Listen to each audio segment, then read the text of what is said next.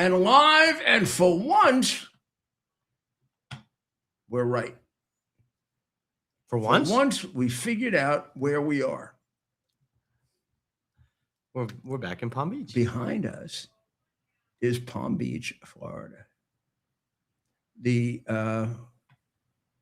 winter home of the 47th president, and possibly on his way to being the greatest president of the United States, Donald J. Trump, who may very well be on an airplane right now, on his way to meet all of the self-important jackasses who have ruined the world economy, who meet at Davos and pretend that they run the world. And they have made all of the mistakes. Now, don't even think about America. We hardly ever follow them. And when we have a Democrat, we do. But by and large, we straighten them out all the time and do things differently. But I mean, they're the ones who have ruined Germany and England and France and made the EU a joke. And they believe in one world government. They're a strange combination. Some of them are pure, straight out and out capitalists. Communists. Right. But some of them are like these authoritarian capitalists, which really isn't a capitalist at all. It's like, yeah, we'll have a free economy, but I'll run it. I'm Jamie Dimon. I'll be in charge of it. Because I got more money than you have, and I can fuck you any way I want to. Basically, their take on the world economy has been, if you go look at their predictions and you go look at what they write and you go look at anything else you'd like to look at, I don't know what else you'd like to look at, you will find that they're basically wrong 4 out of 5 times. If they were weathermen, even they would be fired as weathermen. The station owner would not put up with it. But the president's going to go there because the president has done a great job this time around faking it. I mean, faking going to all of the places where he doesn't dislike them. I think he likes them in a way, but he does think they're jackasses. Well, I know he thinks they're jackasses. He's told us. And they basically don't know what the hell they're talking about. And they make it up. So we're going to have to see what he has to say to them. I fear that a lot of the discussion, which could it have been useful, Ted? I don't know. Is anything? I mean, right? Maybe I'm being silly. I am. This probably is going to be more fun than it would otherwise because of Greenland. Because all the rest of the issues they talk about, they'd be all wrong, and we would just be typical nonsense. It would be like we'd be talking to the idiots who just don't understand capitalism. They don't understand an economy like ours. They don't understand an economy with people who like to work. They don't understand an economy they don't understand a country. Look, Europe doesn't have a country like us. Who has that big middle? There's no middle Italy. There's no middle France. You don't have cows and farms and that take up hundreds and thousands of acres all throughout the middle of your country. You don't have all this rural population. Some of you have like the equivalent of mountain people in Scotland, and some of you have some mountain people in Italy and Greece, but then you don't have all the people on the desert. You don't have a desert. I mean, we got all of it. And we've learned how to put it together where the end result is that the whole is much greater than the parts. Usually, that's when we're working together. And for that, people say about the president, they give him too much responsibility for the economy. They usually say that when a president is a failure. And then they say when a president is not, oh, wow, he really knew how to direct the economy. Now, the reality is that the president doesn't direct the economy the way Xi Jinping directs the economy in China. Xi Jinping has a problem, a big one. It reflected itself this year, and they are losing ground on the United States, big time. The prediction that they're going to meet us and pass us in 2049 has now been put off until the end of the century. Yep. By the communist professors who are dying to see China beat us out so that we would no longer go to church. We would no longer have families. They could take our children and process them any way they wanted, maybe make them, maybe kill them and substitute robots for them if they didn't like them. Like if we have a kid that has, if they think the kid has autism, maybe why waste the money on the kid? Why don't we just kill him and replace him with a robot? Right. Now, you don't think that's possible, Ted? You know, of course it's possible. I was reading. Well, I'm in the process of reading the entire Bible this year, and so I'm on Genesis, right? Right. And I read various versions of it. Bishop Barron's is the best. Bishop Barron, I got to tell you, I love you. Okay, I mean in a manly way. I tell you the joke, right? Right. About my guy. Yeah. Yeah, I'll tell everybody this joke. Yeah. You want this joke? So I would often have events at my house, Gracie Mansion, and we had a great big ballroom. See, we had a ballroom even before Trump had a ballroom, and Trump was in that ballroom many times, and we had this young man. I'm not going to tell you his name. I don't know if he wants to be identified. Well, actually, there's a reason for it. But we had this man. A great guy, fabulous guy, unusual. And my political people loved him because it would be like having about 50 people with us. This guy could get a crowd going like we'd be in a parade, right? He'd march along on the side of the parade. He'd be in back of everybody, and he'd start yelling, "Mayor, mayor, mayor," and the whole crowd would be going, "Mayor, mayor, great mayor, best mayor, best mayor." Oh man, and he had a voice that never quit. So obviously we loved him. Right? This is an asset in a city like New York where you do a lot of retail campaigning, and you do as a mayor. A mayor is mayor has to be one of the people. You know, when de Blasio tried to knife and fork his pizza, they made fun of him, particularly supposedly an Italian, right? He was an Italian communist. Italian communists don't like pizza. So I would have him occasionally at Gracie Mansion, and there was always a debate on my staff: the wild ones and the careful ones, right? Right. And I'm not even gonna tell you who were the wild ones and the careful. We don't want. He shouldn't be at Gracie Mansion. He's for parades. He's for outdoor events. He's for sporting events.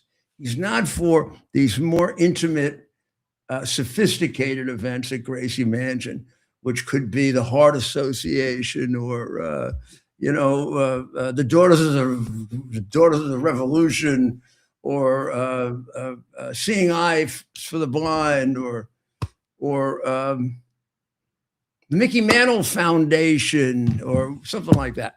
Right. Okay, he shouldn't be there at those. Then I had the other group that thought he should be everywhere because he got this crowd excited, and I personally loved him. I loved him. Every time I see him, I kiss him, grab him and kiss him. I'll also tell you another thing about him, which I shouldn't say.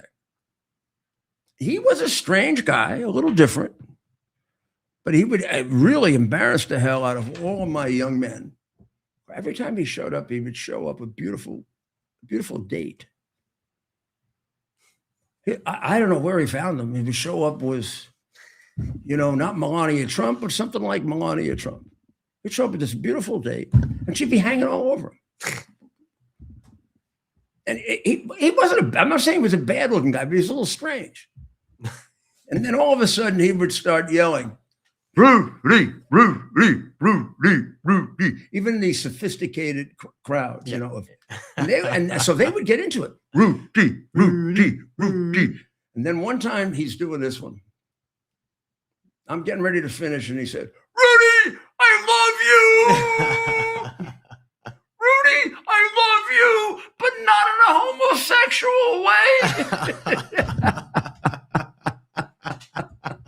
Well, hey, yeah, you got to say that, especially we are Republican, I suppose, and this was 30 years ago. I said you don't have to really make that distinction. They have a lot of like misconceptions about me, and they have a lot of prejudices, but that's not one of them. Oh, you were always known as being ahead of the curve on some of those issues. No, I was definitely pro gay rights, but I mean, I don't. Given 3 marriages and a few other things that I will not mention, I don't think I was ever seen as that was an issue.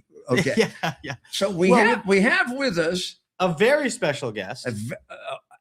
Unbelievable, because Sienna Sadian, who is a policy advocate for the Organization of Iranian American Communities. I've seen you, Sienna, on TV, and you're a very, very articulate man. Hi, Mary. He's also a JD candidate at the University of Virginia. Well, good luck. Good luck to you on that. But tell us a little bit about your background, and then we have some very important questions to you about what's going on in Iran, which is very dangerous, but I find very exciting.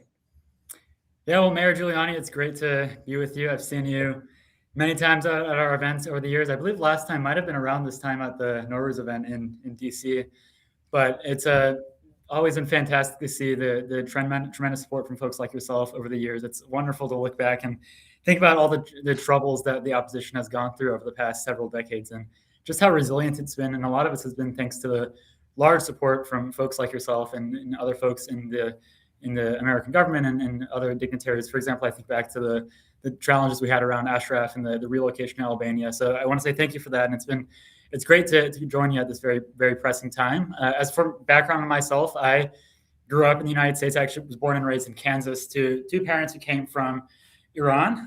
So I had never had the opportunity actually to visit Iran myself, thanks to the dictatorship of the mullahs, and our support for the Iranian resistance has made it very difficult to go back. But I've grown up with stories about the traumas that folks have experienced, both under the current regime of the Ayatollahs, but also, of course, under the regime of the Shah before that, and the true torture, the repression of speech, the political repression, the basically now we have gender apartheid going on in Iran. And hearing those struggles and hearing that there is an organized opposition in the form of the National Council of Resistance of Iran, whom I've had the great privilege in my life to get to know many of the young members of the National Council of Resistance of Iran. I've visited France many times in my time. I know you yourself have gone there. You've gone to Albania, getting to meet with these people. And you see these are truly courageous revolutionaries who are very forward-looking, very honestly enlightened individuals who, in my mind, call to mind many of the revolutionary figures that we had in our own founding. And, if you think back to folks like Jefferson, you see those same principles that animated the American Revolution, animated on the streets of Iran, led by a decades-long established opposition that just seeks to have freedom, free markets, democracy, free and fair elections, gender equality, religious pluralism, et cetera, and have Iran be really the shining beacon of freedom and democracy that it really can be.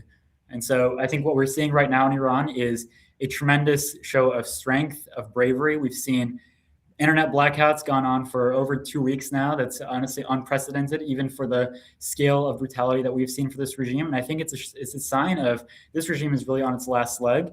And obviously, we've been at this fight for many, many years. You don't expect change to come overnight, but I think the dynamic on the ground has really changed. I'm optimistic that the resistance forces on the ground are willing and able to receive the end that we've been looking for so many years. So I have a feeling, Santa, that the things are a little on hold right now, just a little bit. The regime is trying to figure out, should they challenge Trump? Because Trump laid down a very direct challenge and then a more indirect one. The direct one was, you better not execute anybody, or we're going to attack you. So they had a lot of executions planned. And the day after he said that, the Chief Justice, kind of like on his own, just said, I'm going to go ahead and do them anyway. Hasn't so far, as far as I know. At the same time, have the demonstrations lessened somewhat because of the violence and the killing? I mean, we don't know we honestly have no idea how many they killed. I mean, if it's 20,000, I would not be surprised. Yeah, well, I would say there's a couple of remarks that I have with regards to that. First, I think you alluded to this yourself. This is a regime that you can never take at face value. They say one thing, they do the next thing the next day. Yeah. This is a regime that's built on terrorism and repression to its core. That's the only way they've survived for so many years. And they're not afraid to undergo mass executions. We have the example, for example, of 1988, where 30,000 political prisoners, the majority of whom were supporters of the Mujahideen, the MEK, were executed in the manner of a year. And so this is not a regime that shies away from brutality to try to repress its people and maintain its grip on power. And in the last 2 weeks, I mean, it's been very difficult to get consistent, accurate information outside of the country. We've had estimates from the low thousands, upwards of 20,000 individuals who have been shot dead in the streets, 50,000 plus who have been arrested and are, many of them, awaiting torture and execution. Now, I think with regards to where the regime is right now, they're truly stuck, I think, between a rock and a hard place. This is a regime that every time that there's been mass uprisings responds with murdering people on the streets, arresting them, torturing them, and then executing them. And now you have an administration that has delivered a very serious threat, saying if you go forward with executing your political prisoners, with killing people in the streets, there will be a response from the United States. And that threat is credible because this is the same administration that took out Qasem Soleimani. This is the same 100% credible. 2 weeks ago. And so I think Khamenei has to be very careful about the decisions that he makes between trying to react to the true revolutionary fervor on the ground, but also manage the threat that the regime faces from all four corners. And so I think what we're seeing inside the country is that the folks see this regime as the paper tiger that it is. They've seen its security apparatus entirely crumble over the past couple of years, both internally and externally. And they see an economy that's just an entire shambles, a political infrastructure that's an entire shambles. And so people are willing to keep going out in the streets, risk their lives, take over institutions, and fight until that day of victory happens. You know, I have to tell you, with my experience at least, you know that expression in American politics, and I do think it comes from Bill Clinton, it's the economy, stupid. Yeah. You know, and overthrowing dictatorial regimes is the same thing. And the minute, so Ted Goodman is here with me. Hey. And Ted is very involved in all of this. He's my partner in all this. When the first demonstration a couple of weeks ago started at the bazaar in Tehran, I wasn't that impressed. A demonstration, okay, that's good. It shows they're still. The minute I started to find out, mostly from the MEK, but other sources, that it's starting to spread. It's going into everywhere, including in the ethnic places. And it's on the economy, not politics. It's on, I don't have food. I don't have health insurance. I can't go to the hospital. I can't take care of my kid. This is the thing that overthrows government. Mm-hmm. Political ideology and religion can lie behind it. But the thing that pushes it over the top and they're there. They're there right now. That's where they are. Yeah. So I think the core of it is really a thirst for freedom and self-governance, and really getting rid of the shackles of dictatorship that this country has unfortunately suffered under for almost 50 years under the current dictatorship, but even before that within the Shah. And I think this pattern. Yeah, go ahead. can you please spend a little time on the Shah? Because I hate to go ahead of myself, because we're not at the point that we've gotten rid of the Ayatollah and the theocratic government. But I am convinced at some time, and I'll even say within the next 8 months or a year, we're not going to have an Ayatollah any longer. And I think his people are going to be tossed out. Yeah. But all of a sudden, you've been involved probably longer, and many of the people I'm with have been involved all their lives, but I've been involved for 15 years. Mm-hmm. This is the first time I've ever seen him. Yeah. I mean, I've been in situations where we had to evacuate because we almost got killed. I've gotten threats. I've gotten fatwas. Two groups. There's 2018 where they tried to bomb our event in Paris. My family was there. And you know, they tried to bomb my smaller event 3 months earlier at Ashraf with Madam Rajavi. Yeah. And Eddie Rama caught them. And it's not just me, it's all my people. The same thing. This guy has never risked a damn thing. Yeah.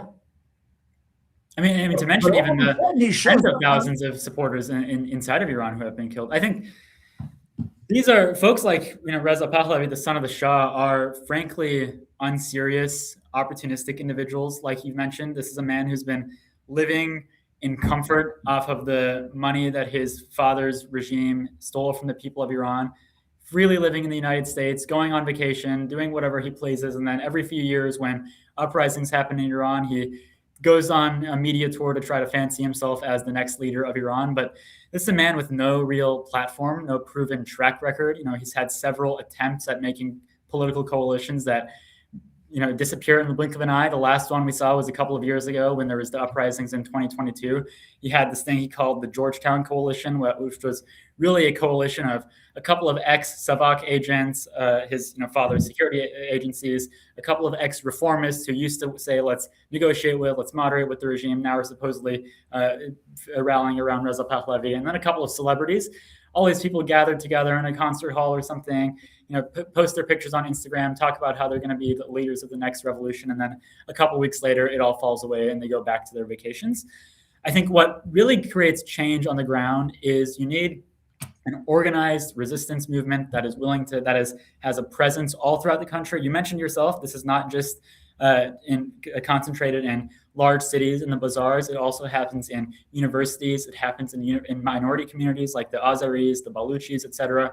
You need to have an organization that has roots in all of these communities, that's willing and able to organize resistance operations inside the country, that's willing and able to take up arms against the regime, that's able to take over institutions, to broadcast their message to the people and have a truly radical movement for change. And that needs to be coupled with a political platform that's able to fill in the void, create free and fair elections, and manage the transition from the fall of the current dictatorship to a new flourishing government. It's very much similarly how we've seen revolutions play out all throughout the rest of the world. For example, our own revolution, you had a actual fight against the British, as well as the formation of a Continental Congress that created a Declaration of Independence, a constitution to govern the government afterwards and prevent a power vacuum. And that's precisely what Iran's resistance has created, not just overnight, but for decades now. You know better than everyone. This is an opposition movement that has deeply suited roots inside of the country, that started with an intellectual movement fighting against the Shah in the 1960s. And even though the Shah attempted to eradicate their leadership, they still remain strong. Even after Khomeini tried to take them out in 1988 or tried to attack them in Ashraf in Iraq, they remain strong. This shows that there is resilience. There is a true foundation for it. And so I have my confidence in the MEK and the National Council of Resistance to actually deliver that change. But I think the key point to focus on is that the first question is getting that change to actually happen. And folks like Reza Pahlavi are trying to just get shortcuts to this and have change happened by the people and then try to insert themselves to fill in the gap as leaders. And that's just not how revolutions work. Revolutions happen organically. You have to have a force on the ground. You have to have a political movement. Very, very wise, my friend. Very, very wise. His constant concentration is on himself. Exactly. Everybody else involved in this is on getting the country to a point where it has freedom. Precisely, because the future is to be determined by them. And can start making its own choices. We may have people we think are the best or people but we're confident that if we can get them on the right track, they're going to make a lot better choices than what is going on now.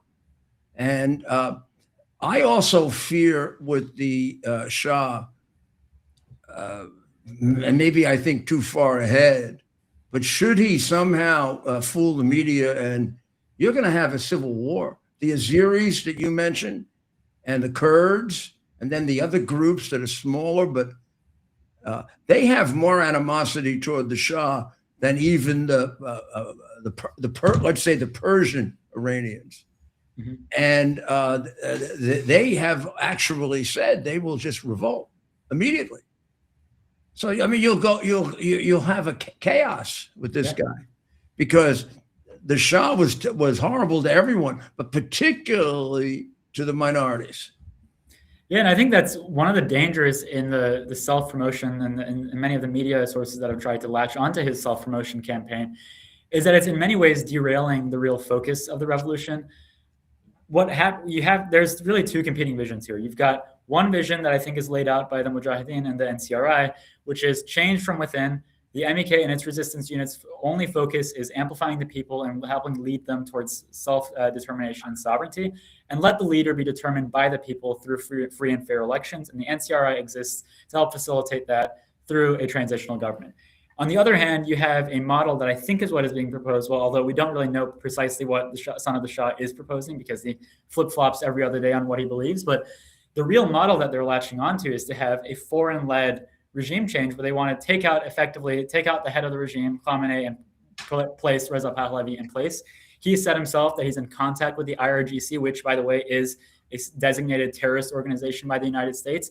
And he seeks to use them as the transition to his view of what regime change should be, which on its face is laughable, infeasible, and also just incoherent for anyone who understands history and how organic changes happen. And so I think the focus on amplifying himself is actually a distraction, because, like you mentioned, many of the communities that are on the ground today fighting for their freedoms, they have not forgotten what the Shah's father did to them just 40, 50 years ago. Yeah, of course. So these are people who are risking their lives, getting shot in the streets. And now they're being told that all your sacrifices just so that this, Nepo baby in the United States can come reclaim his father's throne. People aren't willing to lead a revolution for that. That's a deeply unserious thing that I think derails what's going on, is a distraction. And I think delegitimizes the truly organic movement for change and freedom that's happening inside of Iran. Well, thank you very, very much. Are you online, my friend? Am I what? Online? Online, yes. On Twitter, X. Yeah, tell us where we can follow you. At Sina Sadian, my just the full name on Twitter. You're going to spell that out, right, Ted? Yeah. You're going to show it to everybody. Yep. So we're gonna make sure that we keep in touch with you. You're a very fine young man. Absolutely, and I appreciate it. And you're the future of your country, my friend. Well, the future is going to be determined by the people, but just like yourself, I feel that I have an obligation to help amplify their voices and play the small role I can, and kind of shedding light on what's going on in the true alternatives. You're a humble man, but God bless you. God bless you. And good luck with school. That's not easy. Yeah, good luck with school, but we'll worry about school later. We're gonna first get revolution. Freedom first. Where are you in school? I'm at the University of Virginia. Thomas Jefferson School. Couldn't be any better. Okay. Well, thank you, Sina. Follow Sina on X at Sina Sadian. We have it up on the screen now. I see it right there. Follow SEENA.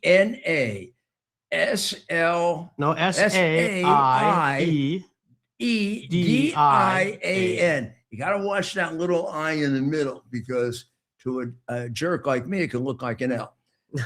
Give him a follow. We'll follow up with him. So you just do Sina Saidin,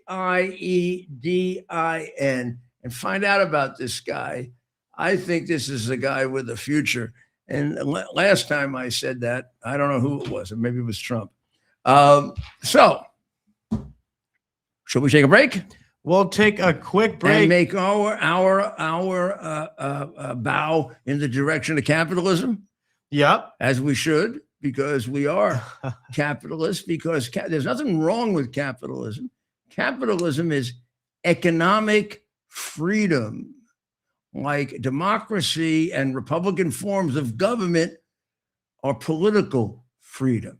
They come from the same philosophical source as socialism and communism comes from the satanic sources of Marx and Engels and Stalin, etc.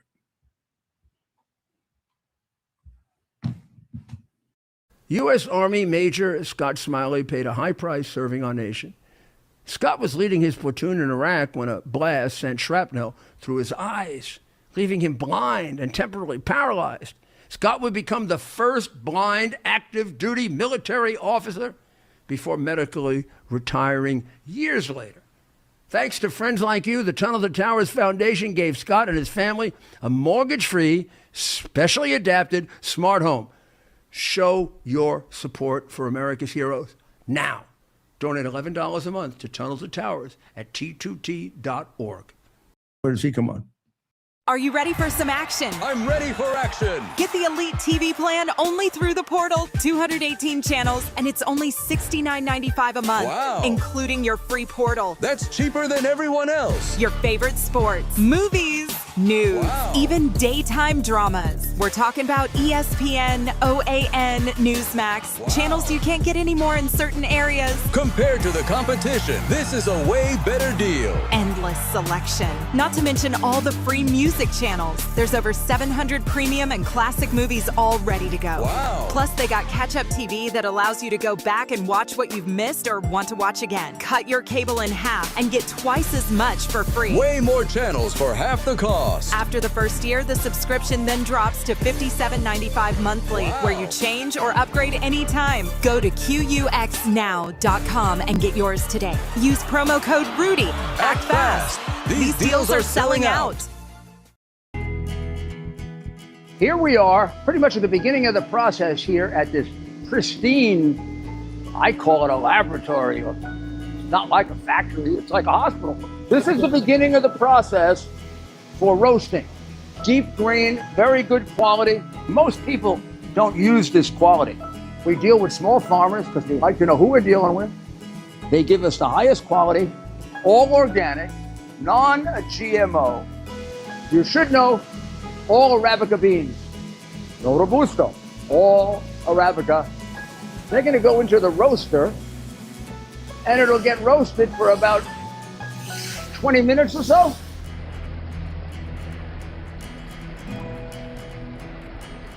Oh my goodness, look at these. My goodness.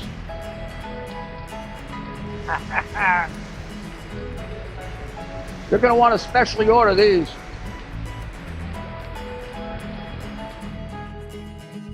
This is what goes into Rudy's Coffee.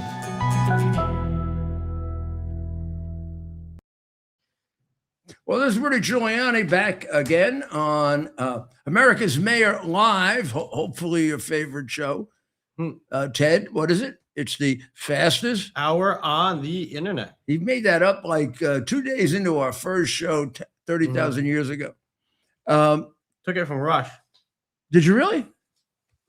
I didn't know where that came from. Yeah. I think it was like the fastest 3 hours on the radio, something like that. Yeah, I took it from Rush. Well, he was a friend of mine. He wouldn't mind. Yeah, Rush, he was right down the street. Rush, up in heaven, you pray for us. Make sure we can get. I know we can't do it as well as you can, but we can try. We can try. We're working hard on trying to make sure these people in America are straightened out. So we have with us a man that I know quite well.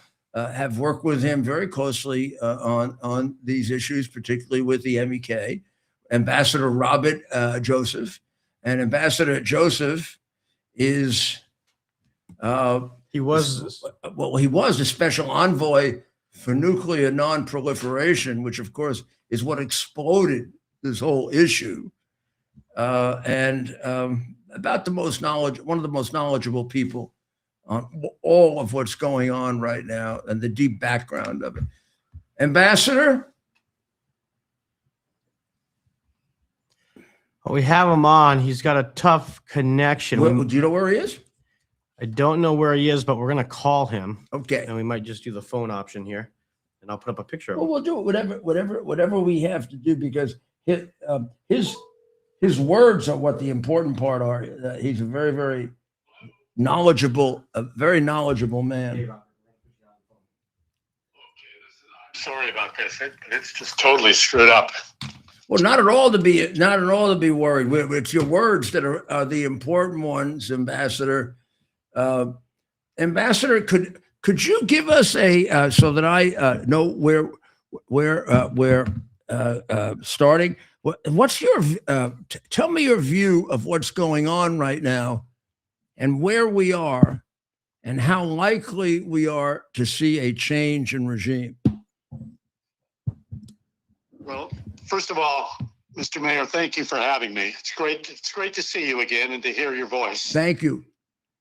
I would just say that there are many things that we don't know, but there are a number of things that we do know. And I think while the demonstrations, the protests may have subsided a bit, and while the regime has claimed victory, this is far, far from over. This is a true revolution. And I think all major sectors of Iranian society have joined the revolt against what you have described accurately as a brutal, corrupt, and incompetent religious dictatorship.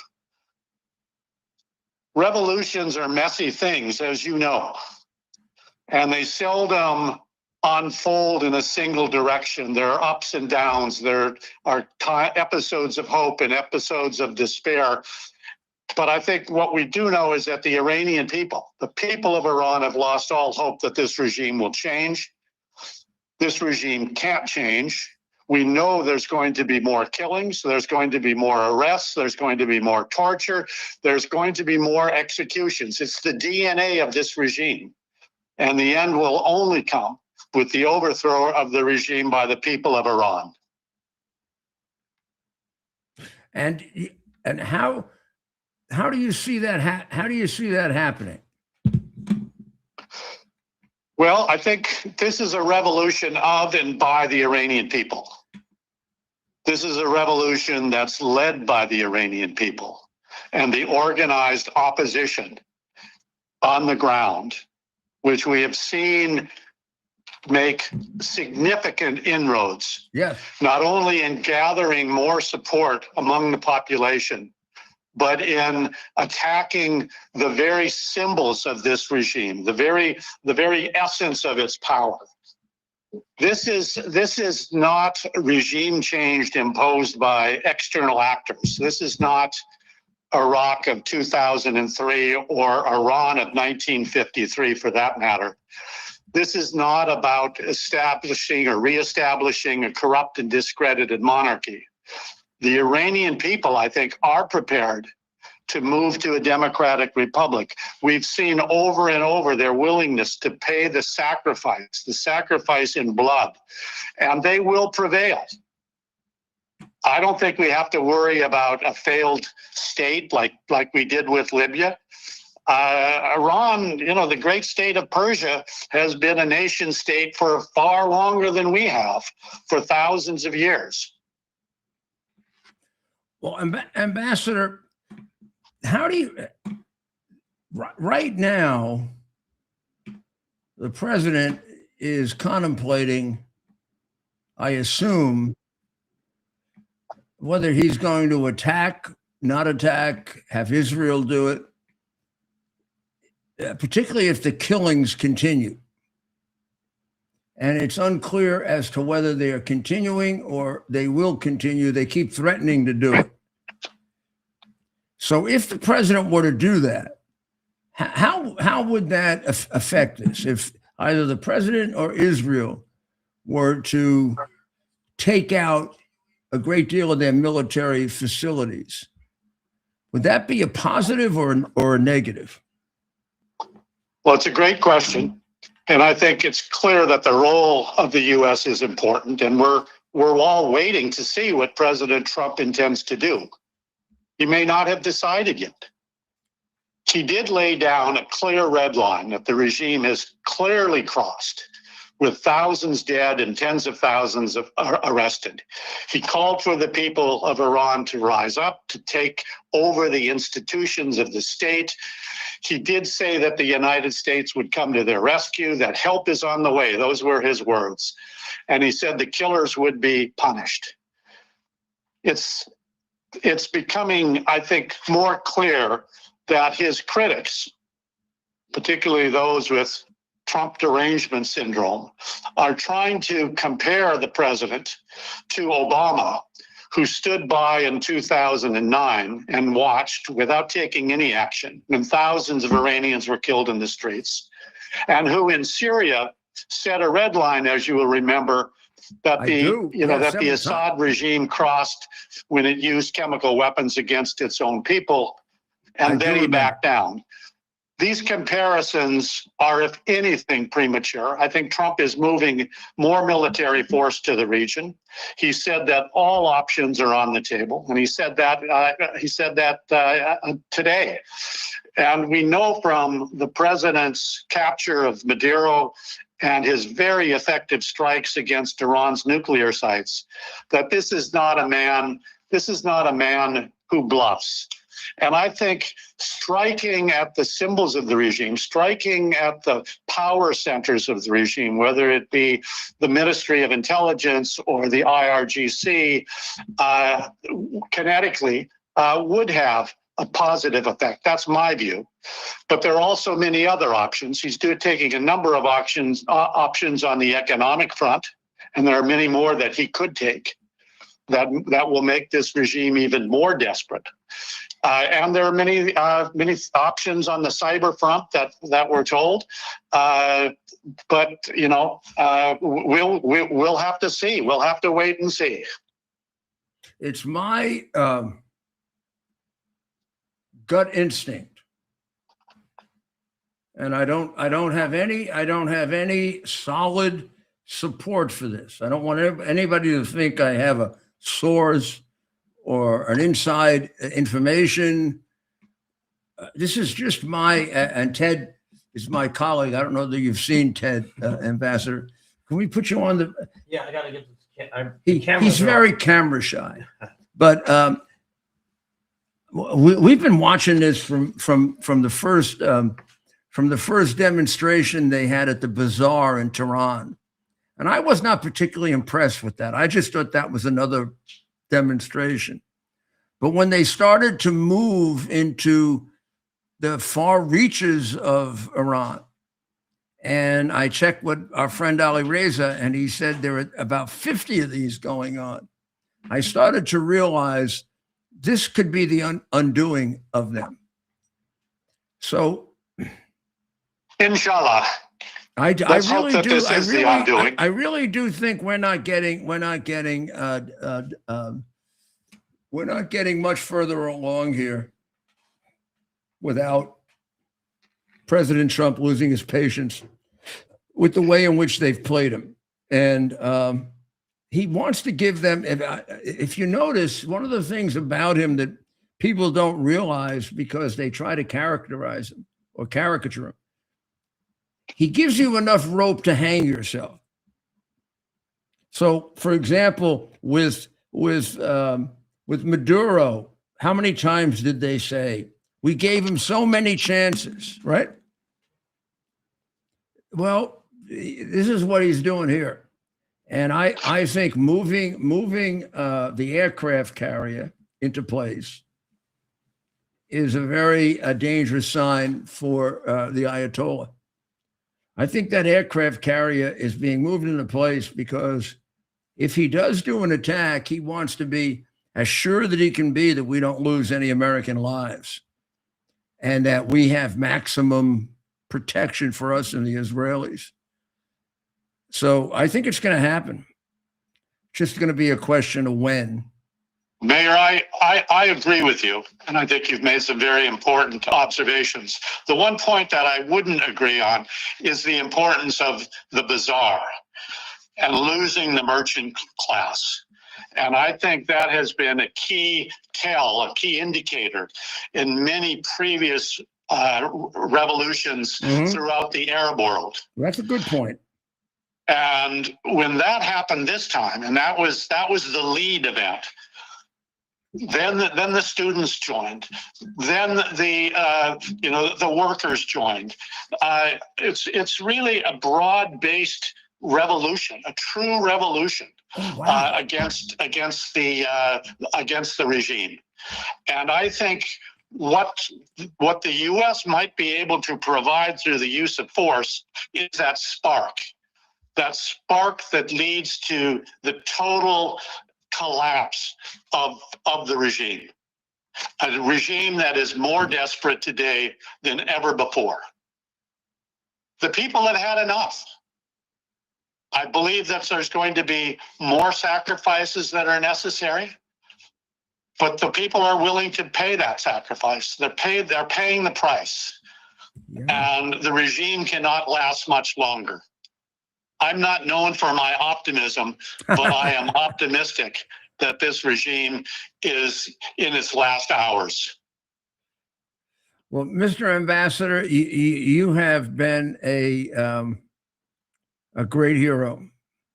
You've been involved in this for a long time, at risk to yourself and reputation, and you've always been a source of great analysis and strength. And this is going to be a great day for you too when this happens, for all of us. So I'm so glad you joined me, and we'll be back in touch with you as this goes on. I fear it'll probably take a while, a couple of weeks, maybe a month or two, but I think we're not getting through too much longer without seeing our dream take place. No. Well, thank you. I'm in full agreement, Mr. Mayor. Full agreement. You're a great man. Thank you, Ambassador. Well, thank you, sir. I don't deserve that credit, but if I can make even a small contribution. Well, that's what it's based on, small contributions. Thank you. Thank you, sir. And I mean that. I really do mean that. This man, and he's representative of a group of others, but not a large group. I mean, I'm not a group of 50, 60 people, men, women, Republican and Democrat, liberal and conservative, here's what they have in common, which used to be what we had in common, even if we used to fight over taxes and we used to fight over welfare programs and we used a passion for freedom. Not just we like freedom, freedom is good, freedom is great, freedom is a passion for freedom. I don't know if this is particularly popular with the jackass idiots who have captured some part of this movement, the so-called isolationists. And I appreciate isolationism as a check and balance against irresponsible interventionism.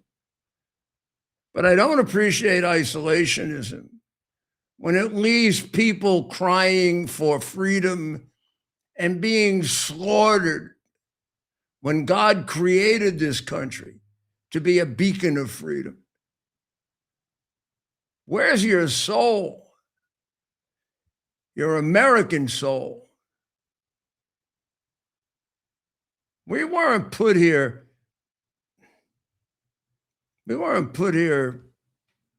selfishly just for us. God doesn't give you wonderful things and then you just have a right to use it for yourself. When God gives you wonderful things, you have an obligation to share them. And if you don't, you're going to get a very, very interesting problem when you go to paradise. You may have to hire me as a lawyer. I don't know. I don't know how good I'll be. I don't. I do not think I've been disbarred in heaven. I personally think, Ted, the people who disbarred me have been disbarred in heaven. I do. I really do. I really believe that they were monsters and just, typical products of the 170 years from Boss Tweed onto the present Democrat, Socialist, Communist Party. But in any event, the reality is you're going to have to excuse me a little bit because I am extraordinarily excited, but in a very, very careful way, because I've been dreaming about this. Now, you're not going to believe me. Maybe you're not going to believe me. I don't know. I've been dreaming about this from the time that the damn Ayatollah took over under Carter. I've been dreaming about this since then. Well, I had only wished that my hero in the 8 years that he was president had taken that bastard out. So many lives would have been saved. Now, maybe it wasn't feasible. Maybe it wasn't possible. I'm not enough of a historian to analyze that properly. That's an emotional analysis of it.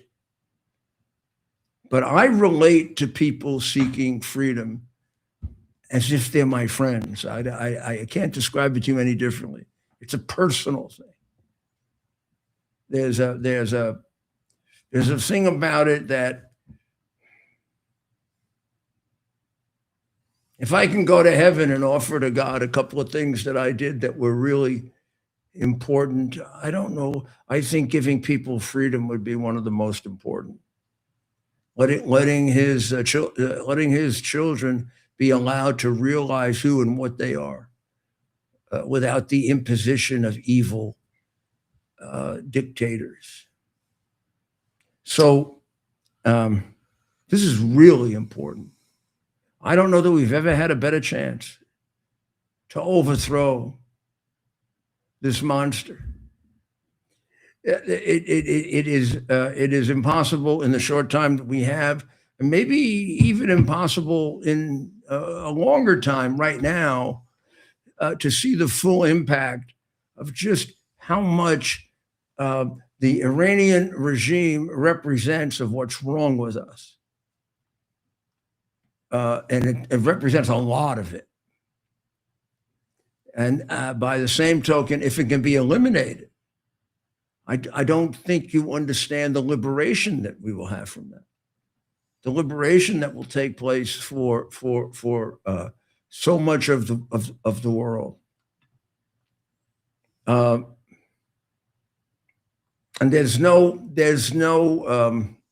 this isn't like the American Revolution, which of course was an impossible victory for us, but the course and the determinant was there. You had to defeat the British.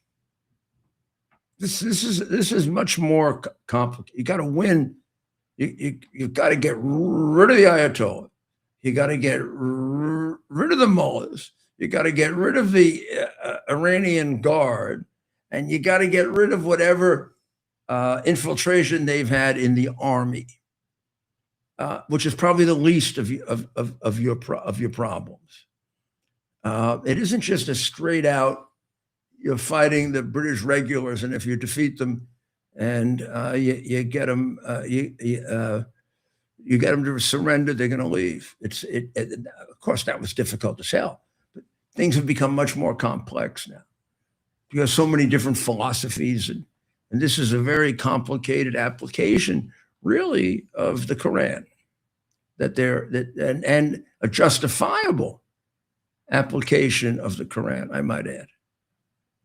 If you were arguing theology here, they would have as good an argument that what they're doing is supported by the words of Muhammad as what they're being told not to do. Right. And which makes it even more complicated and requires, if we're going to really move on from this, that there be a real right reformation of the Muslim religion, which it's never had. Right. And we get beyond it. We get beyond the killing of the Jews and the killing of the Christians, and we hate all Jews, and we can't be friends with them. And we got to get beyond that. We got to write that all out. And, you can say that accidentally, if we just stick with Medina, Muhammad, we got a good set of morals, and we can follow that. He's not asking you to kill anybody, but then forget what happened to him later when he became a murdering pervert. That's tough, but you can do it. People have. So what did you think of my good friend, the ambassador? Very impressive. Very impressive. Very impressive. Clearly, he has a lot of experience in that part of the world, and also, of course, with nuclear non-proliferation. So he's likely thinking of things that most of us aren't even aware of when it comes to this sort of work. Well, yeah. I mean, he was involved originally in way back in discovering how they were cheating. So he's very knowledgeable. Right. And also, we should give credit to our friend Ali Reza, who has provided most of these people. For he's our guide. Now I know them because I've been with them. I've probably been at 8 major conferences with MEK and probably about 50 smaller ones. So most of these people I've met, but he is the one that has it all in his head. And I was very impressed last night when I had Ali Reza on as to how he can marshal these facts so quickly together. He is a great asset to them. Right. We're going to have to call France and tell our friend that he is a great asset to them. They couldn't have had a better representative in the United States than Ali Reza Jassardari. I mean, they couldn't. And I know he's loved by members of Congress. I mean, he could have made millions selling one of these dumb products, right? Getting Congress to agree to a blowtorch or something, a blowtorch that gets rid of green stuff. Yeah, right. Like medical cannabis. How about that? Another report. Medical cannabis, its ability to deal with pain is, quote, overstated. Oh my God, I've only been saying this for 15 years. There are so many painkillers, good and bad. Painkillers that are addictive, painkillers that are less addictive, painkillers that you can titrate, painkillers. Medical cannabis is bullshit. It's really done so they can introduce cannabis, which they've done, and they've created a disaster with it. From the moment this was introduced as legal, we've doubled and tripled the amount of people using marijuana. We have increased significantly the people having overdoses, and God forgive us, we've increased the number of people who die from it. And that is predictable from having legalized it. The people who argue that legalization lowers the number of people who use it have always been completely wrong. And every situation they have proven to be not just wrong, dramatically wrong. You don't just increase the number of people who use it. You double it, you triple it, and you double and triple the people who die of it. And it isn't even debatable any longer. And we've got the former mayor of New York, Adams, the one that wasn't so bad, who was very much in favor of it because he thought he could have an economy in New York based on cannabis, gambling. And now the other guy wants to add prostitution. I mean, the city is going to be a joke in 20 years if somebody doesn't stop it. Ted, I think a good question that has to be asked carefully,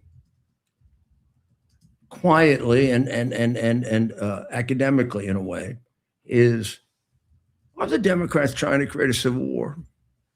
It's hard to argue. It's hard to argue that they're not. I don't mean to raise that, but when I look at what they're doing with these sanctuary cities, right? And then they make these arguments: you can't come in, you can't come in, you can't come in.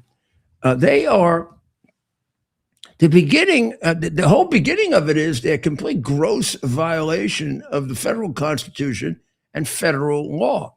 Now, they may be opposed to the law that says that if you come into the United States without following the proper procedures for announcing yourself and giving us a proper opportunity to vet you to make sure that you're safe in terms of criminal conduct, mental health, economic burden, and so many other things, that if you escape all of that and you come in without any papers, without any right, and you just get yourself over the border, either by sneaking in with the cartels or putting in a phony lying paper, that you are what is known as an illegal alien. Now, if you at that point make a claim of asylum, which is the domestic version of refugee, you made the same claim in American embassy in Turkey, let's say, you'd be called a refugee. If you make that claim in the United States, you're called an asylee. Same law. You have to show that you are in imminent danger of persecution and death if you return to your country. In other words, that asylum refugee category has been qualified for political activists. There's no way that 400,000 Somalis are political activists. No way. They're given a card, which I've seen actually, to read and say, I'm in fear of persecution if I return. Now, the reality is, if they return, nobody even knows who the hell they are. Right. And they are not in fear of persecution. And if this becomes a really big issue, and it hasn't, and I don't know that they have to introduce this additional bureaucratic burden. I faced this with the Haitians, who would come in boatloads of 100, 200, 300, as many as 20, 30,000 a month. And they would come in and they would say, we're fleeing political persecution. The reality is they were not fleeing political, they were fleeing poverty. And they were told to say that by disreputable, scummy captains, Haitian captains of boats, who would sell them a false story. The story they would sell them is, if you give me all your savings, which could amount to like $10,000, maybe. You give me all your savings, here's what you'll get. I'll get you to America. I'll get you to Florida. I'll get you a work permit. And I will also get you a place to live. And they showed him a picture. And a group of people that will sponsor you. And they showed him a picture of the group of people. And they gave him a little card of where to go. And they took 10 grand or 5 grand, which would be all these people had ever. and they probably had to sell their house, their cows, their children to get it. They'd all get on the boat. I don't remember the number, like 70, 80, 90, 100.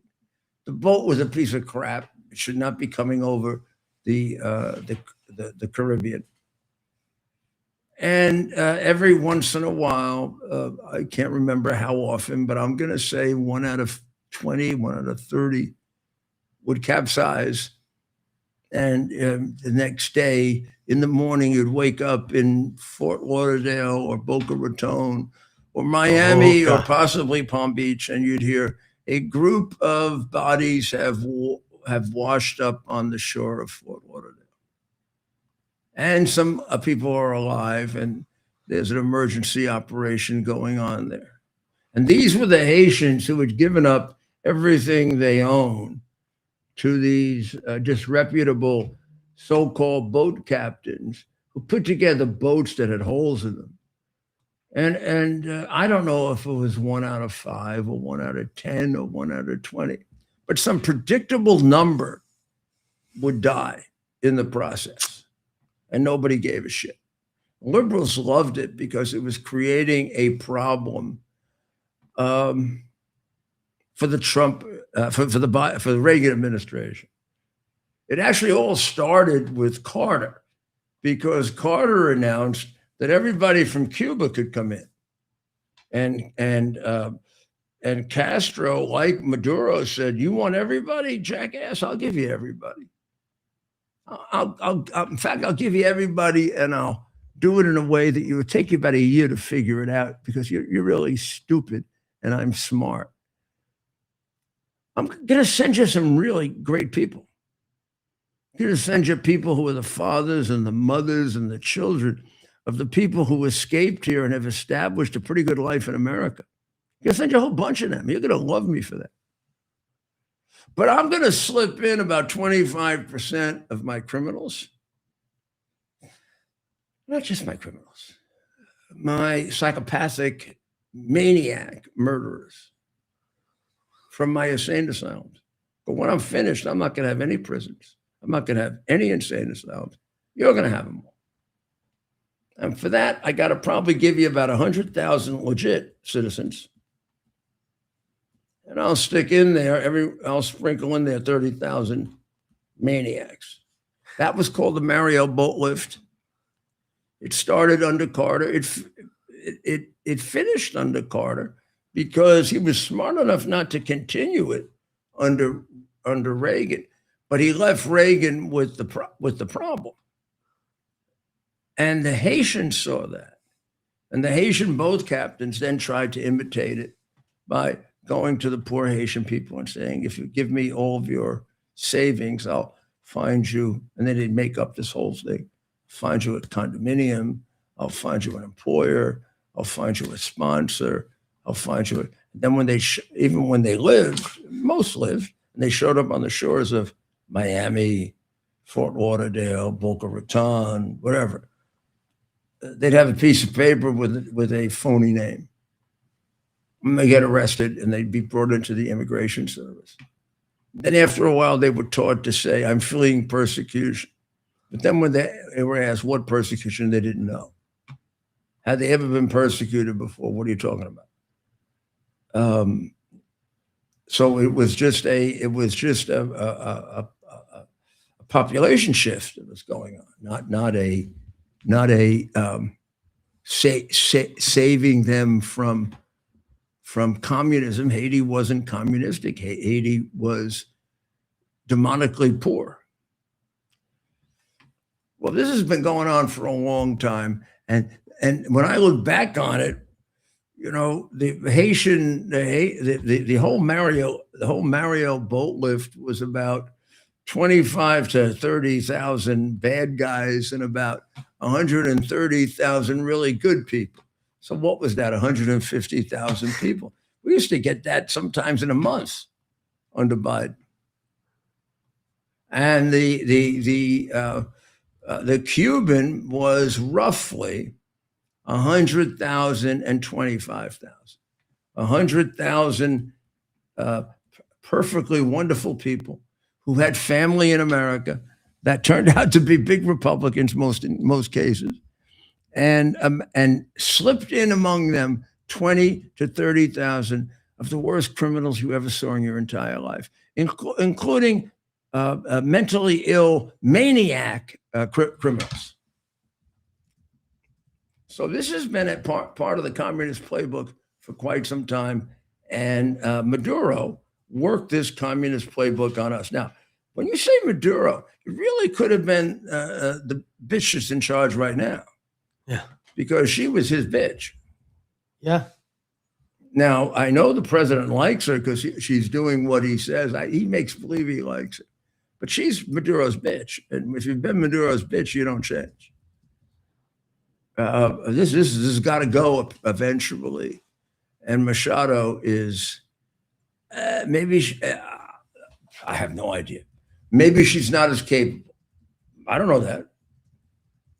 I take honesty and integrity over capability here, and trustworthy. We got a lot of capable people that can help her.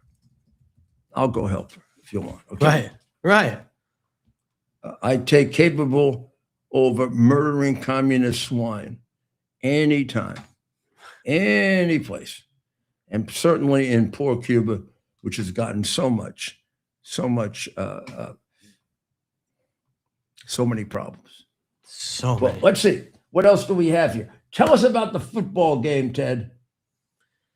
Well, last night was the national championship game between the Indiana Hoosiers and the Miami Hurricanes, and what was a very exciting matchup. It came Who down were to you the rooting wire. for? I was rooting for Indiana, the Big Ten, Oh, good. Me too. who has now won 3 straight national titles. Indiana this year, Ohio State last year, Michigan 2 years ago. Indiana won. It was a close game. I'm Came going to down to the wire. I'm going to let you handle that as I take a short break Sure.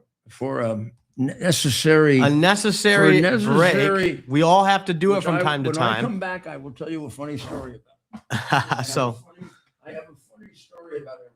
right. So we'll, I think we'll, I shouldn't say it. So comment below. Let us know. Did you watch last night's national championship game? College football. It's a different era, of course, with NIL spending. So it's almost as if it's a pro league. A lot of these schools are spending millions and millions of dollars on players. And so we want to hear from you. Did you watch the national championship last night? And of course, while we talk a little bit about sports, and we want to talk to the mayor about the new hire, the New York Giants hired a new coach, we are also tracking the president, who is making his way to Davos.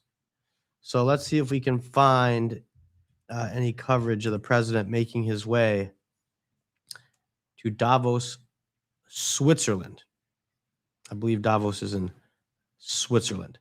So we're watching that closely. Of course, the president gave a incredible marathon press conference today, and again, he feels like, and he's correct in this, he has to get out there and talk about what he has accomplished and what the administration has accomplished, because so many in the media won't cover it, right? So if he doesn't say it, it's almost as if it never happened.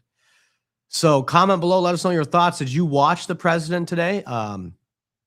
He, of course, was speaking at the podium in the White House press room. And, you know, I've been there a few times, and it's hard. It doesn't really come across on television, but that room is extremely small. It's really cramped. And at least when I was there last, you know, it's older. So, you know, they got like wires and that stuffed in the ceilings. And so it would be interesting to see if the president has any plans, Mayor, for the press, for the James Brady press briefing room. I know we don't. Well, that's the room that he was in today, right? Yeah. And he was teasing about it's Too many people in there. But he's also teasing about there's a Pool there's underneath. a pool below that. That's the pool that John Kennedy used to use. Yeah. With the famous Well, I won't even Who mention. else was with using him. that pool with President Kennedy? Well, we don't know. I don't know who changed it. I think Nixon did. I think Johnson kept it. You don't have time for a pool. You're the president of the United States. I think Nixon changed it. But I'm surprised Nixon, how stupid it was for Nixon to put the press there. The press hated him. Where were the press before that? I don't know. Just I don't nowhere? Outside? Hopefully they were like across the street or 5 blocks away. Or Yeah. Now we got them right there in the building. you know, and when they're in the building, like that's a small area. You don't realize how small that is. They can sneak around and see a lot of stuff. Right. I've been in there. I Of course, mean, you every once in a while you're walking around and you see one of those slime, you know, and then they make the story up. It's not enough that they see something. They then have to make the story. They make the story up. it's amazing. You know what they used to say about well, it's one of the reporters. They used to say, you know, when he says he has sources close to the White House, they're people that he's talking to on a bench 2 blocks away from the White House, but it's real close. Well, it doesn't come across. I was just telling the viewers, you know, on TV, it's maybe hard to see. That's a cramped room. That's a very small room. It is. I mean, it really depends on how many people are in it. When we interview sometimes Kara or Allison there, right? Yeah. And they're by themselves, it's a pretty nice sized room. Right. But when they're there with a lot of other people, you can see it. Like today, Kara asked a question and she was all jumbled in with other people. So you can kind of see it. And when you're there in person, it is cramped. They really put you shoulder to shoulder. But then again, what's the Ted, did we find the video of Nancy Pelosi? We did. Can we We show have it? some videos. So Can we find just it? Yeah, I just need we one play it? second. We'll play that. Yeah. A lot of people always said she was a drunk. Yeah. So we Now, have that. I guess the fact that she was drunk now wouldn't necessarily say she's a drunk, but at least it's a little proof, right? Right. So we'll get that fired up here. I always thought she was a jackass and a liar. Yep. So we're going to play that in just a second, Mayor. I just need a second to pull it up. And then I want our ICE agent. 1 second. Because I need a second to pull that up. I have to call the department and give them my suggestion. I want to see what you guys think of it. Okay, I have a suggestion for an ad. Yep. So we just need 1 second to pull that up. So this is. Is this We're going to pull up. Nancy from Baltimore? Yeah.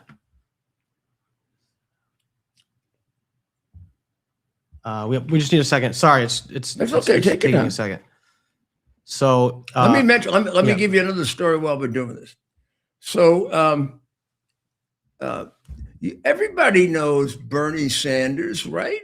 You can't understand him anymore, but he used to be understandable. He's a stupid, moronic, completely hypocritical socialist, communist who lines up with the Democrats, but he's not really a Democrat. He's something else. I don't know what he is, but he's a communist jerk off. That's what he really is, with stupid ideas, ridiculous ideas.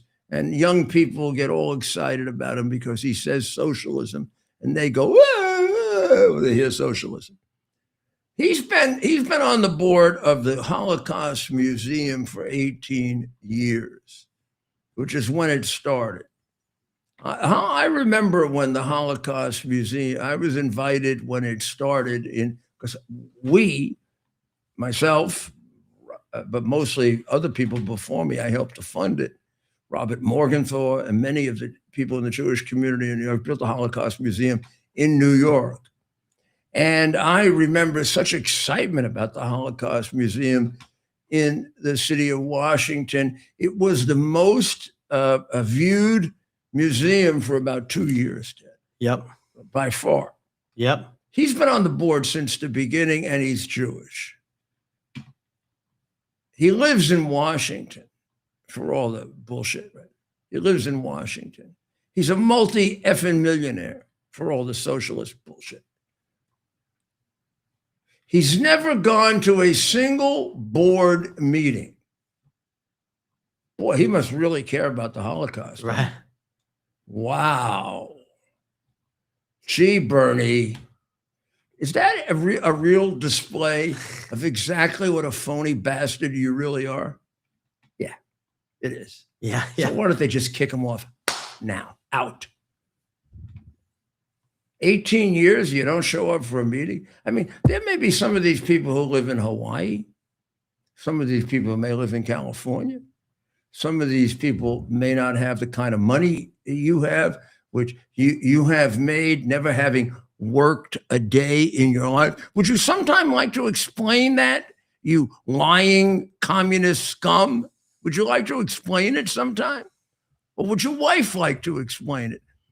I would listen. I was an enormously easygoing prosecutor. Everybody would tell you that. Well, here's a video. Without further ado, Nancy. Now, can we see his partner, the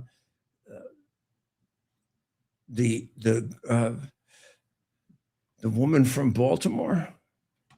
Here she is. With the family from Baltimore. A magician too.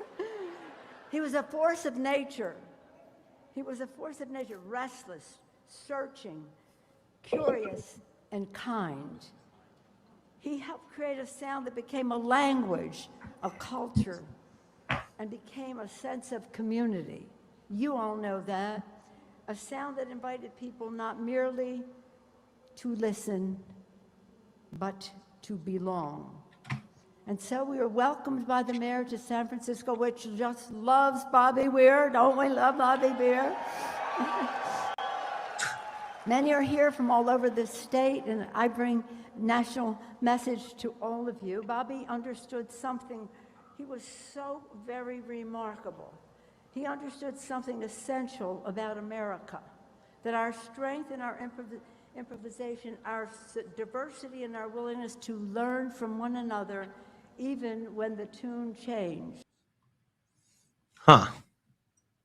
Well, that's Nancy at a Bob Weir concert. I don't know if that was like drunk or a Kamala word salad. Right. See, this was the But example. they say that Kamala was drunk a lot. Right. You think that's true? That wasn't even a, yeah. Look, we've seen worse examples even from her. But she definitely was tripping over her words there. What's she doing at a concert anyway? I thought the country So was, now I thought we were facing an existential we threat. have to leave pretty soon, but I want to play what I want. I want to produce this, Huh. and I want to show the agent. I believe that this should be seen by every American. And I want to know, is there some very wealthy person out there who would be willing to sponsor this ad? And we could put it on all over America. We'll put something around it, something around it to explain it. But this is what our poor ICE agents are going through. These men and women, the ICE agents are no different than your local police. They're no different than the FBI. These are people who come to work for the federal government because they have this desire to protect their community and enforce the law. They come to work every day, and now they and their families have no idea if they're going to return. And they are probably the most focused on and persecuted of our law enforcement agents. And they're some of our best. Because I got to tell you, to become an ICE agent today, you got a large pair of you-know-what. I don't know this young man. I will, in full disclosure, tell you I'm on one of the boards of the department. So Department of Homeland Security. yeah, well, Advisory Council? and ultimately they run this agency. Sure. Oh, But I don't think that matters. There's no conflict there. What I'm saying is I think this is so heartfelt, and there's such a perversion of where the emotion goes here, that something like this may help. Let's watch this. This is an ICE agent in Minneapolis, and he's being blocked. It looks like it's snowing, right? Yep. And he's being blocked in his effort to try and either take in or arrest a perverted child molester. Second reporting. We're here to arrest a child sex offender. And you guys are out here honking.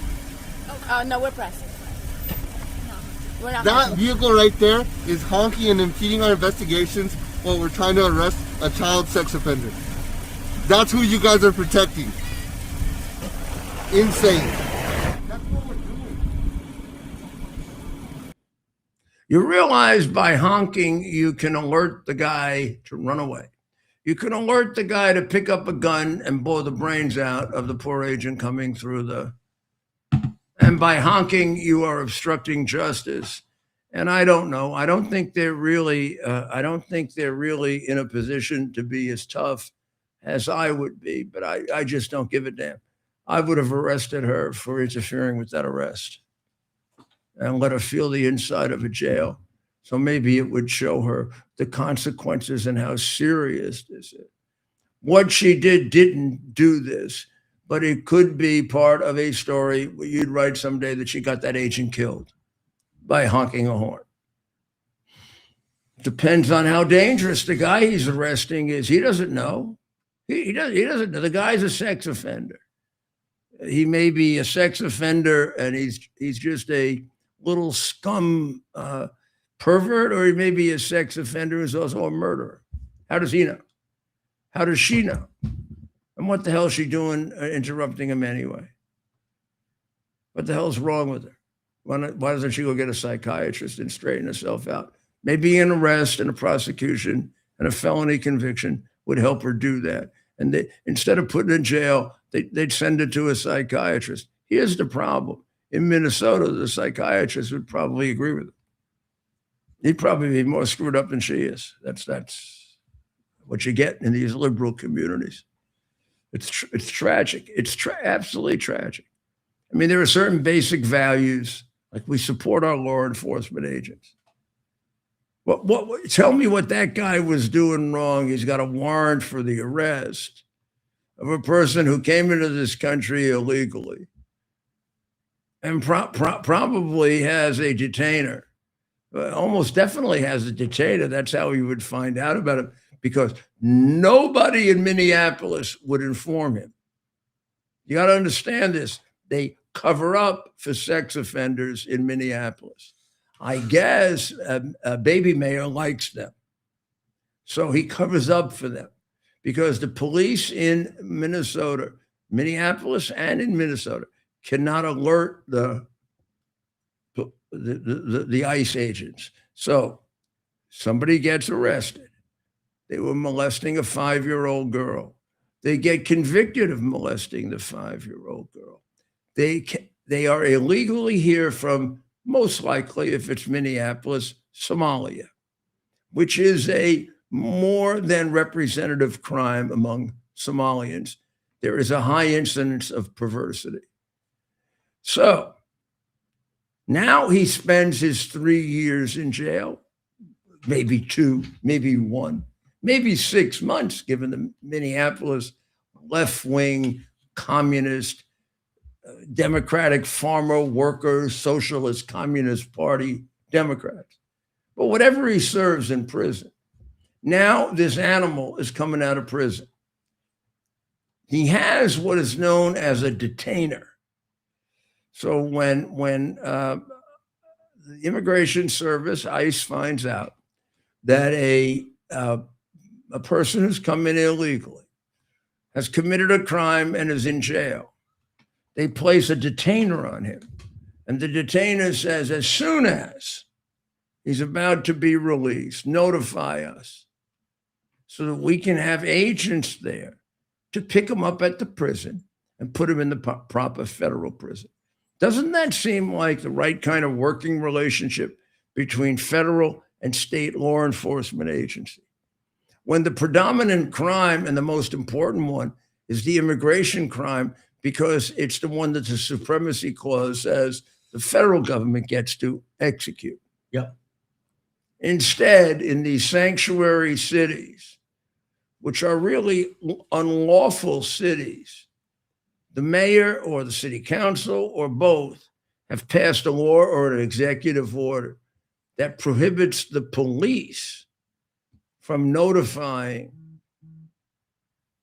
the immigration service that a sexual predator is about to be released to the streets, where he will scurry around to find 7, 8, 9, and 10-year-old children to violate until you finally catch him.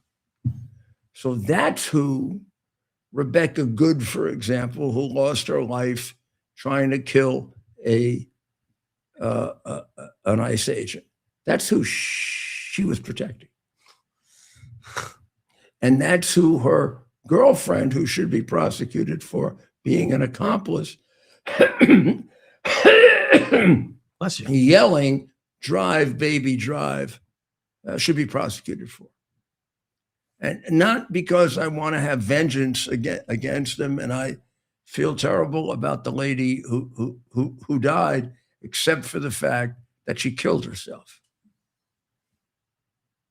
You run into a human being with your car, and you kind of know somewhere in this flaky mind that you have that it's a law enforcement agent. You don't think he's going to put a bullet in your head? Well, he is. So I hope we get this straightened out at some point. I hope. Let's see if we have all of the things on Minneapolis covered now. I got to check and make sure that they're all covered. We covered Indiana, and we covered the medical cannabis, and I can't seem to get this one. Here it goes. Watch. I have to have longer nails, Ted. Okay, here we go. Minnesota. Oh, Don Lemon. Don Lemon. Should he be prosecuted? Yes. Okay. We don't need any more than that. Well, yes. What about Rebecca Good? Yes. Who said, "Drive, baby, drive, kill that guy with your 2.5-ton truck." Well, she didn't say that, but that was. Should she be prosecuted? Yes. Yes. Yeah. She caused the. Well, she gave an issue. She herself said, and this will be used against her, Yeah. "It's my fault." Right after. Yep. On the floor. That's called a spontaneous declaration. It can be used against you in court. What can she argue to get that thrown out? Nothing. What Nobody would be her- coerced her into doing it. I Yeah. mean, she can argue, "You're a liberal, I'm a liberal, throw it out." I was in shock. We don't prosecute liberals here in Massachusetts, in Minneapolis, Minnesota. or Massachusetts. Or Massachusetts, or If Minnesota. it were Giuliani or Goodman Yeah. or some Republican who said it, we'd even make it up. Oh, we would have been shot on sight. Yeah, would have been summarily. How about the people, and including Don Lemon, who went into the city's church in direct violation of the FACE Act, which doesn't allow you to interrupt people who are worshiping. Right. And it is the same act that doesn't allow you to interrupt people while they're killing babies. And there are very famous cases in the fascist Biden administration in which life protesters were arrested for standing outside of a homicidal clinic of Planned Parenthood and urging people going in that they didn't have to kill their baby, that there were services available for adoption. These people were brutally prosecuted by the completely corrupt Attorney General Garland of the Biden administration, by that wonderful Roman Catholic Joe Biden. And one of them was an elderly woman, I think, put in jail for 5 years. Yes. Now, unlike Don Lemon and the animals that entered that church yelling, screaming, cursing, and intimidating, these pro-life people never entered the clinic. They weren't screaming. They were in a relatively normal tone of voice, delivering a very rational message, which is you can avoid this by doing an adoption and giving the child, which is what they believe, okay, give the child a chance of life. I mean, the world is really, they didn't get into the whole thing, but the world's really not all about you. And if you do happen to get pregnant, you got to have some accountability for it. I want you to remember that word accountability, because it's the biggest word that needs to be, and concept that needs to be reestablished in our society. Accountability. Well, the last thing we will cover is the Insurrection Act. Can Trump utilize the Insurrection Act in Minneapolis, Minnesota? The answer is yes.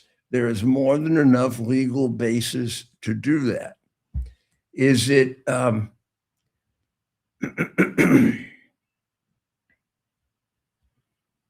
is it enough to do it very safely so no one can dispute it and you'll win the battle politically? I would say not yet. It's a shame that I have to say that, because it shouldn't be that way with the application of the law. But I'd be foolish if I didn't say that to you. You can even escape insurrection, because there's one version of the statute that uses the word not insurrection but obstruction, and they surely are obstructing on purpose. They're even telling you they're obstructing. They're obstructing the due administration of justice. Now, the people who are also obstructing it are the mayor and the governor, who order their personnel not to cooperate in the execution of federal law on a regular basis.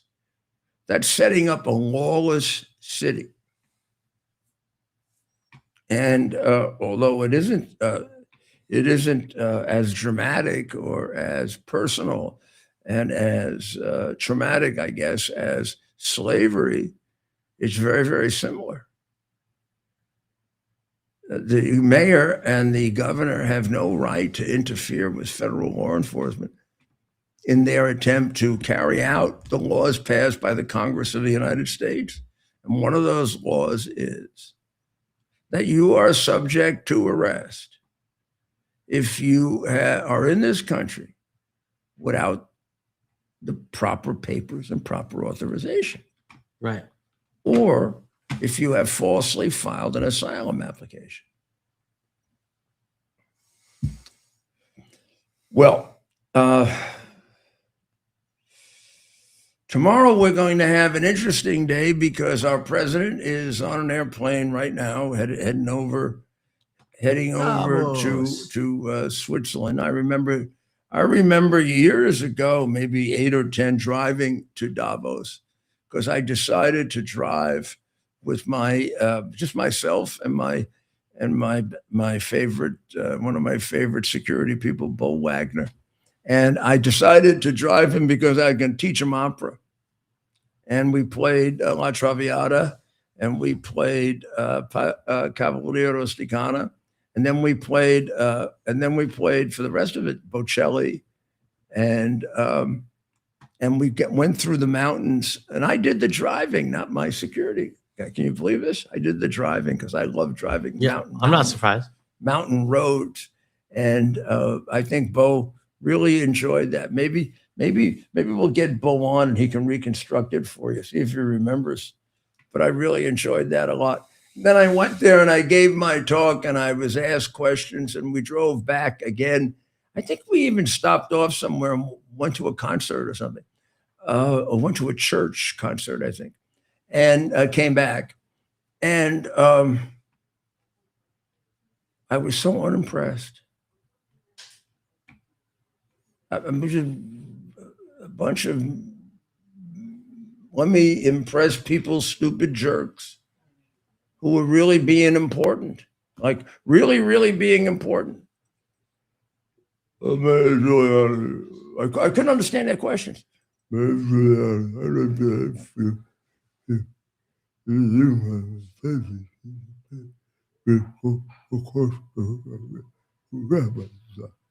I didn't know how to answer it, but I did not want to appear to be like, just, so I would just say,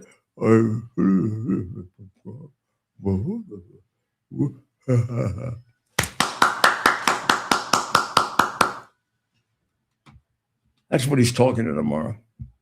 They are part of the problem in our world, that Davos crowd. One world, half of them are communists. The other half are going to get so surprised when the Chinese come in and say, oh, you're the ones who supported us? We kill you first. Okay. We'll be back tomorrow. We'll be back tomorrow on Lindell TV Lindell at 7. TV at 7. We'll be back tomorrow on X at 8. And we're going to do even more to expose the baby Nepo Shah, who may be messing up this whole thing. When you put a scoundrel like that in the middle of this, you could be messing up the whole thing. Last thing in the world they want back is the last guy who killed them. I mean, you think about that.